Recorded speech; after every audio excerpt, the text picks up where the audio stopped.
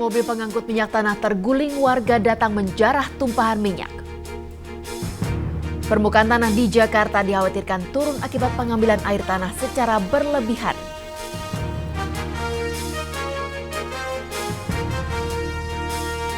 Halo pemirsa, kedua laporan tadi dan sejumlah laporan penting lainnya telah kami siapkan untuk Anda. Saya Chantal Della Conceta, inilah Seputar Indonesia.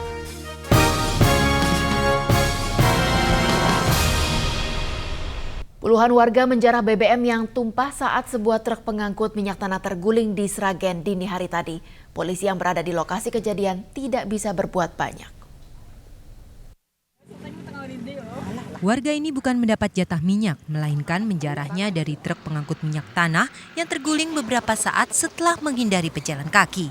Ribuan liter BBM yang keluar dari truk nyaris habis dijarah warga. Kejadian berlangsung pagi tadi di Jalan Raya Desa Tunjungan Sragen. Saat itu, pengemudi Agung Prambudi asal Mojokerto, Jawa Timur mengemudikan truknya dari Kilang Rohulu, Yogyakarta menuju Cepu dan Blora. Sesampai di tikungan tajam Desa Tunjungan, ada pejalan kaki memotong jalan. Agung diduga kaget dan tidak bisa menguasai kendaraannya. Namun baik Agung maupun pejalan kaki selamat. Saat warga menjarah di lokasi kejadian, polisi tidak menghalau mereka karena sibuk melakukan olah TKP dan melancarkan arus lalu lintas. Petugas Pertamina yang datang ke tempat kejadian juga tidak bisa menyelamatkan tumpahan minyak. Hingga berita ini diturunkan, kasus ini masih dalam penyidikan aparat kepolisian. Belum diketahui berapa kerugian akibat insiden ini. Dari Sragen, Roso Prajoko melaporkan. Aparat Kejaksaan Negeri Ranai, Kepulauan Riau akhirnya menangkap Kepala Perhubungan Natuna Yusrizal. Seharusnya eksekusi Yusrizal dilakukan 4 bulan lalu setelah Mahkamah Agung menjatuhkan vonis 2 tahun penjara terhadap Yusrizal. Namun saat itu salinan vonis Mahkamah Agung yang ditujukan ke Kejaksaan Negeri Ranai sempat hilang dan baru ditemukan kembali pekan lalu.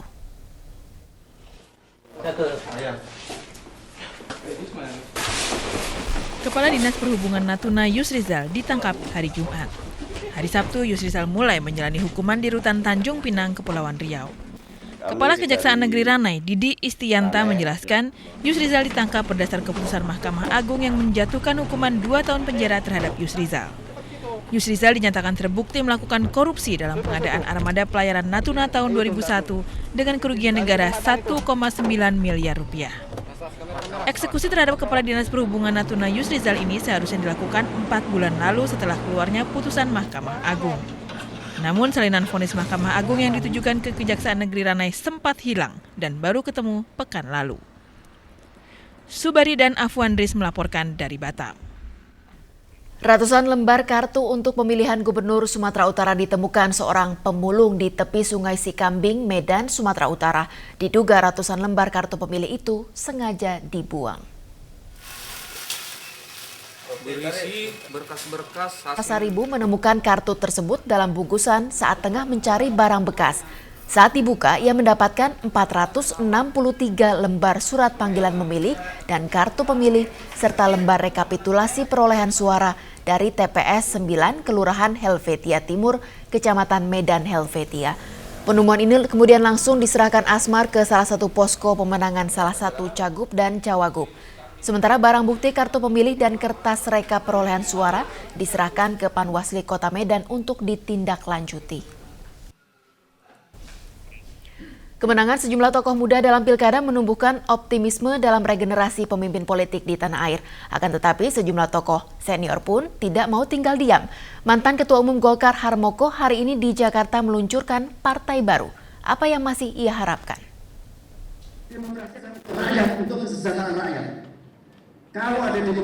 Lama tak terdengar kabarnya, mantan Menteri Penerangan Harmoko muncul dengan partai baru, yaitu Partai Kerakyatan Nasional.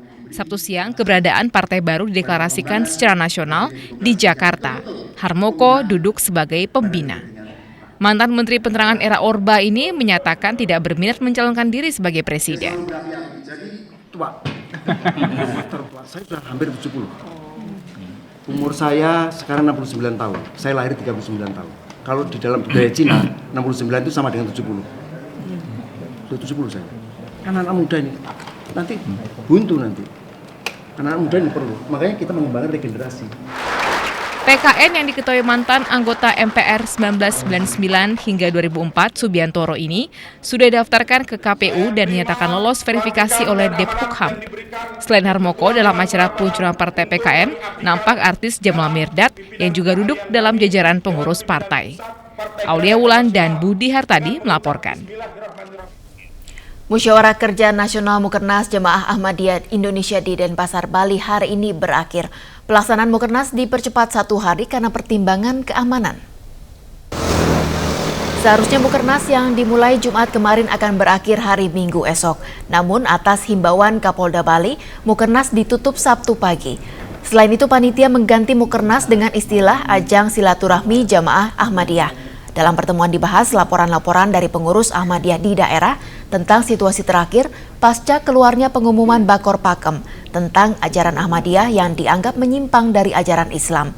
Juru bicara Amir Jamaah Ahmadiyah Indonesia Syamsir Ali mengatakan Ahmadiyah akan melakukan upaya hukum untuk mempertahankan keberadaan mereka. Meski pemerintah telah menghimbau agar tidak ada tindakan anarkis menyusul larangan dari Bakor Pakem terhadap ajaran Ahmadiyah, aksi anarkis ternyata tetap terjadi. Sebuah masjid milik Ahmadiyah di Tasikmalaya Jumat sore dirusak sekelompok warga. Para tersangka yang diduga terlibat aksi pengerusakan ditangkap polisi. Menurut Kasat Reskrim Polres Tasikmalaya AKP Pomo Sutrisno, polisi menangkap sekitar 50 orang yang terlibat aksi. Namun hingga Sabtu pagi hanya 5 orang yang masih diperiksa, sementara lainnya sudah diizinkan pulang. Polisi mengatakan mereka masih mendalami kasus ini. Cipakat, Kecamatan Singaparna, Kabupaten Tasikmalaya terjadi Jumat sore. Sebelumnya, sekelompok warga melakukan aksi menuntut dibubarkannya Ahmadiyah.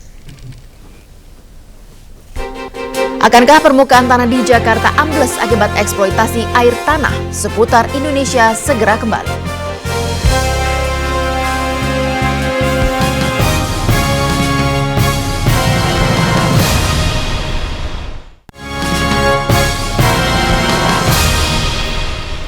Pemirsa, permukaan tanah ibu kota Jakarta perlahan-lahan turun. Itulah yang dikhawatirkan sedang terjadi akibat eksploitasi air tanah diikuti dengan maraknya pembangunan gedung pencakar langit. Pemprov DKI pun bergegas akan menaikkan tarif retribusi air tanah. Haruskah warga ibu kota cemas? Berikut penelusuran RCTI. Pemirsa, saat ini saya sedang menapaki sebuah tangga yang ada di gedung ini. Seperti yang Anda lihat, kemiringan lantai anak tangga tidak lagi simetris. Dan juga saya dapat masukkan 5 jari saya antara lantai dan permukaan dinding menjadi bukti bahwa sebagian kontur tanah di lokasi ini telah amblas akibat eksploitasi air tanah yang berlebihan. 1 bulan yang lalu, kondisi permukaan tanah di tempat parkir gedung Ristek dan lobi utama gedung BPPT Jalan Tamrin, Jakarta Pusat belum separah ini. Namun kini mulai dari tempat parkir Menteri, pejabat eselon 1 gedung Ristek hingga lobi BPPT, kontur tanahnya mulai menurun atau ambles. Data media online Pemprov DKI Jakarta menyebutkan setiap tahun kontur tanah Jakarta terus turun, yang antara lain disebabkan karena pembangunan gedung bertingkat dan eksploitasi air tanah besar-besaran. Namun hal ini langsung dibantah oleh pengelola sebuah hotel bintang 5.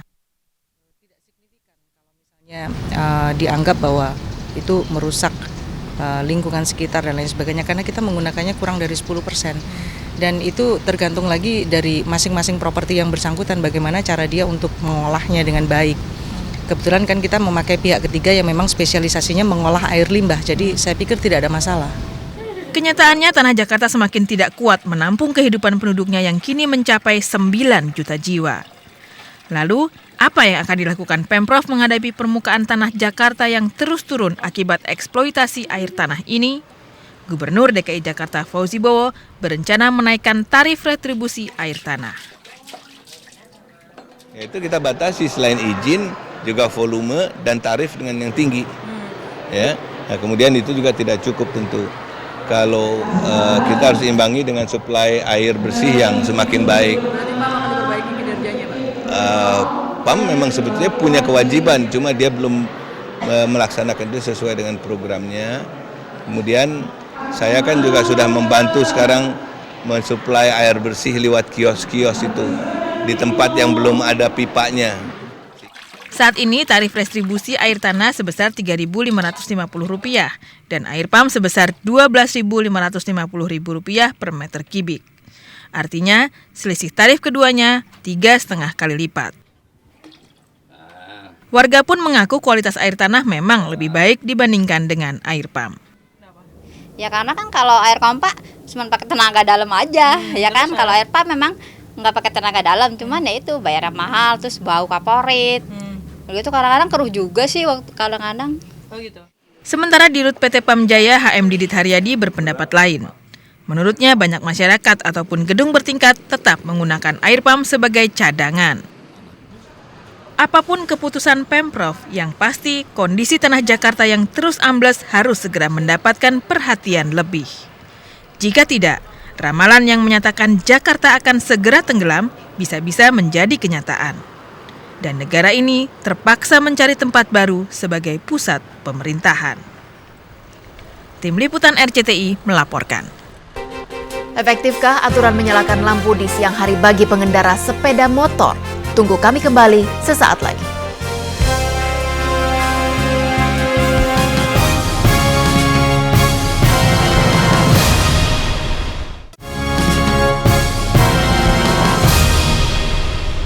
Pemirsa, puluhan warga Jatirejo mengalami mual dalam waktu bersamaan.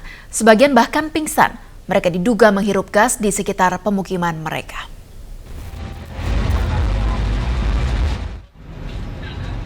Sukardi, warga desa Jatirejo, Kecamatan Porong, Kabupaten Sidoarjo ini harus dirawat intensif setelah jatuh karena lemas.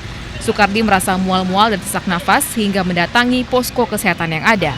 Saat mengantri, ia merasa lemas dan jatuh.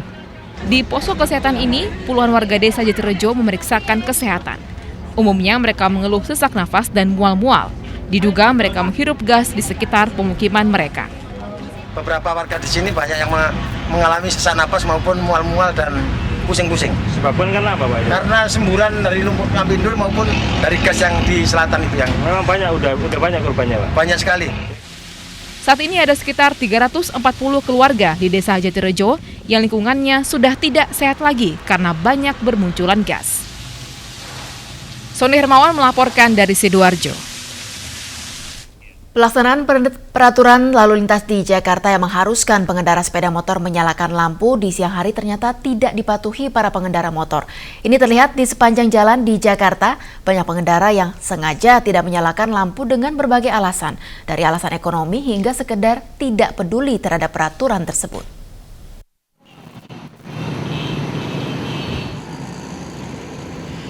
Ingatkah Anda akan peraturan lalu lintas yang mewajibkan para pengendara sepeda motor menyalakan lampu di siang hari?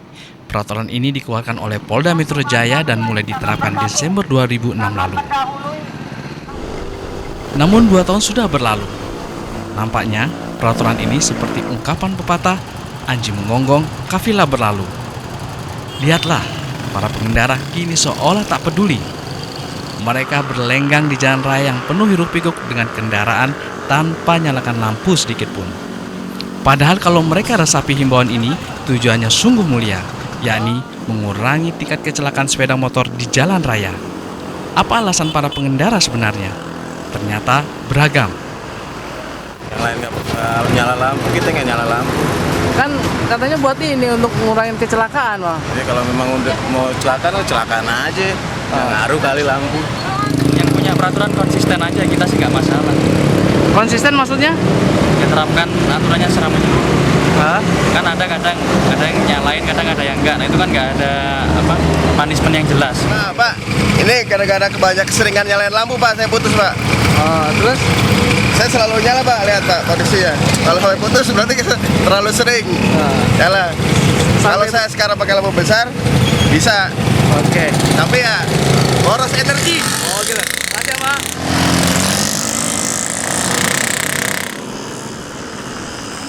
Petugas kepolisian saat ini pun hanya sebatas memberi teguran bagi pelanggarnya.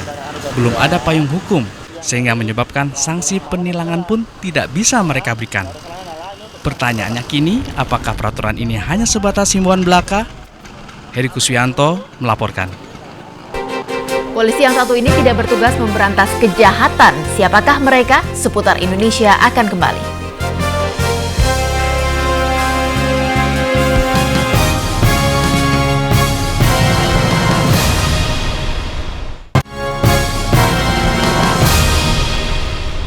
Pemirsa, membuang sampah sembarangan nampaknya sudah menjadi kebiasaan bagi sebagian masyarakat tanah air. Di kota besar seperti Jakarta saja diduga ratusan ton sampah dibuang tidak pada tempatnya. Mengatasi masalah pelik seputar sampah, 9 April lalu DPR RI menyetujui RUU pengolahan sampah untuk diundangkan. Apa isi undang-undang tersebut dan bagaimana penerapannya? Berikut laporannya.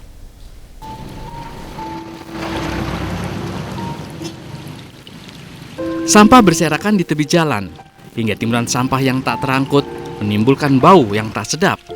Warga yang dengan seenaknya membuang sampah ke sungai. Sampah terbawa air sungai menuju laut dan mengotori perairan, seperti yang terlihat di perairan Cilincing, Teluk Jakarta.